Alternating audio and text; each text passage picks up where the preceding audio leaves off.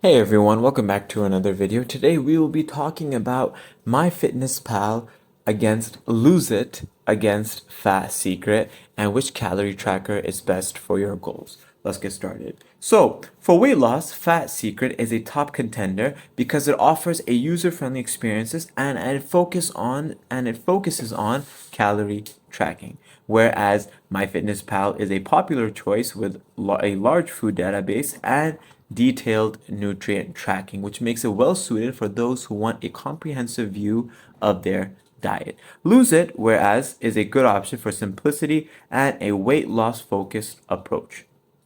So, all of these are great contenders, and it simply depends on what your preference is when it comes to choosing a feature such as MyFitnessPal, Lose It, or FatSecret. It depends on your preference on which calorie tracker is best for you. So as you can see here, FatSecret has simple to use, good for weight loss. It has a barcode scanner for quick food tracking. The name may be slightly misleading as FatSecret is a slightly strange name. MyFitnessPal has an extensive food database, detailed nutrient tracking, and integrates with many devices, which is very technologically advanced. Lose It is simple to use, user friendly, and it is focusing on weight loss plans in order to lose weight.